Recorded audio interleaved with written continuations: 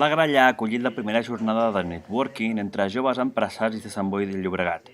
La trobada, que ha comptat amb el recolzament de l'Ajuntament, ha estat promoguda per Pimec Joves, punt de trobada dels joves empresaris i emprenedors de tot Catalunya. Això està dins de la política aquesta d'anar estimulant que la gent jove sigui emprenedora, que munti la seva pròpia empresa. I avui el Pimec Jove ens va demanar de poder fer una presentació de l'associació, també de l'acompanyament que fan els joves empresaris, i per tant nosaltres estem per donar-los suport i donar-los recolzament, perquè jo crec que la gent jove necessita aquests estímuls i necessita també trobar aquests punts de referència, com és el Pimec Jove, com és el Cowboy, com és tot aquest suport que anem fent també des de l'administració. L'objectiu de la jornada era convidar a conèixer de primera mà tot el que Pimec Joves pot fer pels empresaris.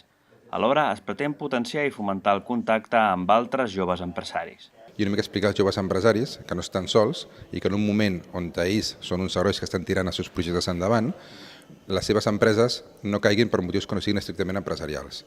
És a dir, que per temes externs com és morositat, finançament o burocràcia administrativa o qualsevol altre problema que puguin tenir, que sàpiguen que no estan sols, que Pimec vetllem pels interessos col·lectius i hem d'intentar que la mortalitat de les seves empresaris sigui menor i anar junts i units per tirar endavant els seus projectes. L'alcalde Jaume Bosch ha aprofitat l'ocasió per parlar sobre l'imminent pla de foment de l'ocupació promogut pel consistori santboià i que comptarà amb una dotació d'1 milió d'euros.